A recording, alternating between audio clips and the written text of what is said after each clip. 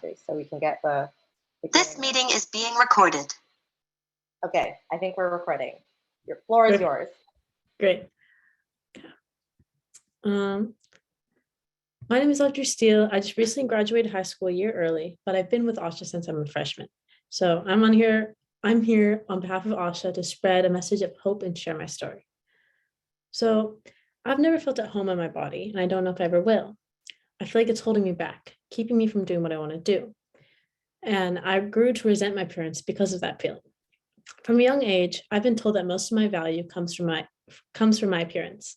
It's the first thing people notice. Since I saw my body as disgusting and unappealing, I convinced myself that's all people saw. Moving to a new state in 4th grade made it worse.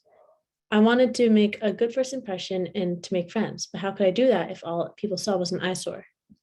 I noticed I was bigger than all my friends. I always felt like the odd one out because of that. In 5th grade, a kid called me fat.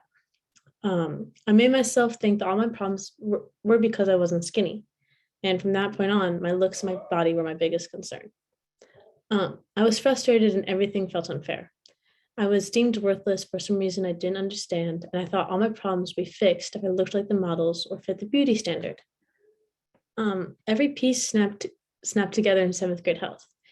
It was during the eating disorder unit when we learned about behaviors and how to help our friends if they were struggling. Right after the eating disorder unit, we were thrown into the obesity unit. The teachers told us horror stories about the dangers of junk food and unhealthy diets. They made us track everything we ate. Those two units being really close together just really triggered something in me, and food became the enemy to me. And food was the reason I decided thought I was unworthy. On top of that, I was stressed, my grades were poor, I was struggling with my ADHD, depression, and anxiety. My friends were in a fight, and I just needed a break. I never learned how to cope in a healthy way, so instead I fell into dangerous behaviors. I ate less and less and exercised every day. My eating disorder consumed my thoughts like a virus. I set weight goals, but every time I reached them, it wasn't enough. I would feel sick and have panic attacks if I didn't listen to my eating disorder, and my body started getting sick too. I pushed away my friends and locked myself in my room. The only thing that mattered was my body and how much I ate.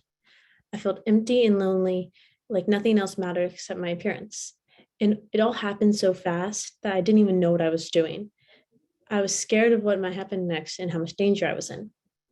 I never told anyone what was going on because I felt bad if I made people worry or help me. I never wanted to reach out, and I definitely didn't want to recover. My mom stepped in and took me to a doctor. The doctor said I was in very bad condition and didn't know how much longer my body could keep this up. They knew it was time to send me to a clinic. Going to the clinic was the best thing I could have done.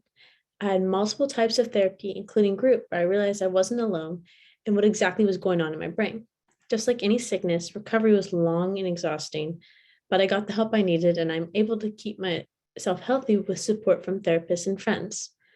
Looking back, talking with my mom and doctor was the best thing I could have done.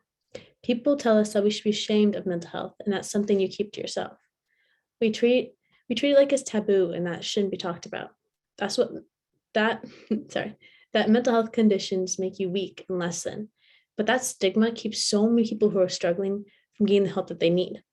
Talking to others and getting help is a very important step to recovery. And some people may never be able to take that step. I've seen and experienced how scary reaching out for help is, especially if your brain tells you you don't want it. I was afraid to let my parents down or make them feel like they did something wrong. If we talk about our struggles, so many people will end up suffering in silence. If we don't talk about our struggles, so many people will end up suffering in silence. Mental illness is a constant struggle. Every day it's been an uphill battle against myself, but each day gets a little easier. Of course, there's some dips, but I have a support system that's there for me when I get tired. I reach out to my therapist to keep myself healthy or when I just need to vent, and it takes a little bit of weight off my shoulders. I'm not afraid to tell my support system if I need help because I know they care for me and just want me to be healthy. Some days when I feel like I can't talk to people, I use coping mechanisms I've learned, like distraction or thought challenging, just to keep my head above water. We need to start treating mental health like a health issue and not a shameful thing. Many people who are struggling are not able to receive the same care that I did. So many eating disorders go undiagnosed because they aren't taken seriously or told that they are fake. When I was in the clinic, there was only one boy who was also receiving help. This isn't because men don't develop eating disorders, it's because we were told eating disorders are only for girls, so men don't get taken seriously. On the flip side, we normalize girls eating small portions so girls go undetected. Or if someone overweight develops an eating disorder, people think it's just a diet and don't provide any help. There's so many different types of eating disorders that many people don't know about. Opening up a conversation will not only provide help, but also provide education about how to aid friends or what mental health conditions truly are. When we take this step, so many people afraid to reach out will be able to get help, or people will be able to aid their smaller struggles before they become overwhelming. The next time you're struggling, reach out, ask for some help. Help aid us in our battle to spread hope and end stigma around mental health. Thank you for listening to my story. Thank you, Audrey. Thank you so much. And we'll open up the Q&A now, but I did, the first question that I wanted to ask was, you know, one, like how has your, like when, there's almost like a list of coping mechanisms, right? That people, when you first go in to get help, will tell you about. What was your journey like trying to figure out the ones that worked for you? It was really hard because